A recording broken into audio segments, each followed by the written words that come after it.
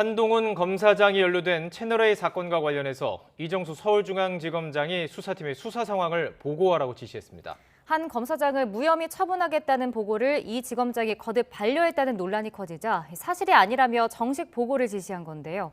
해당 사건에 대해 박범계 법무부 장관이 수사 지휘권 발동을 검토하다가 중단하는 등 논란이 잇따르면서 더는 사건 처분을 미루기 어려울 거란 관측이 나옵니다. 보도에 손효정 기자입니다.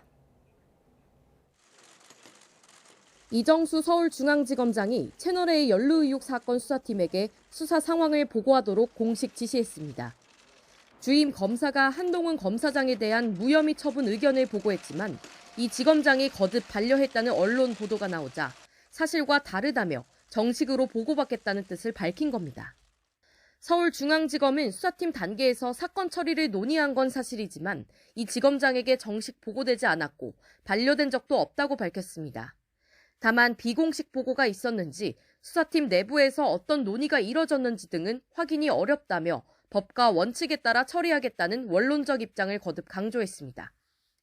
하지만 바로 전날 박범계 법무부 장관이 채널A 사건 등 검찰총장 지휘권이 배제된 사건들에 대해 수사 지휘권 발동을 검토했다는 사실이 알려지면서 논란은 더욱 커졌습니다. 윤석열 검찰총장 당시 박탈했던 채널A 사건 지휘권을 다시 검찰총장에게 준 뒤 서울중앙지검장이 한 검사장에 대해 무혐의 처분하지 못하도록 총장을 지휘하려는 의도 아니냐는 의혹이 제기된 겁니다. 박 장관은 총장이 사건 수사를 지휘하지 못하는 비정상을 정상화하려던 취지가 왜곡될 수 있다며 논의를 바로 중단했습니다. 단 한 사람만을 위해서 그것을 겨냥해서 마치 고려한 것처럼 그렇게 쓰는 것에 대해서는 정말 놀라 자빠질 뻔했습니다. 법무부 관계자도 박 장관이 지난해 말부터 검찰총장이 합당한 수사 과정에 참여해야 한다는 생각을 계속해왔다며 특정인을 염두에 둔 조치는 아니었다고 해명했습니다. 박 장관은 한 달 뒤 윤석열 대통령 당선인이 취임하면 물러나야 하는데 논란을 무릅쓰고 한 검사장의 무혐의 처분을 막을 이유가 없다는 지적도 나옵니다.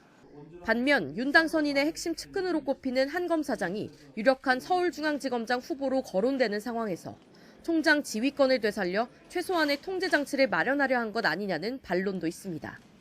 박 장관은 수사 지휘권 논의를 완전히 접은 건 아니라며 여지를 남긴 상태. 하지만 한 검사장 처분이 이미 2년 가까이 지연된 만큼 다음 주 수사 상황을 보고받은 이 지검장이 사건 처분을 계속 미루기는 쉽지 않을 것으로 보입니다. YTN 손효정입니다.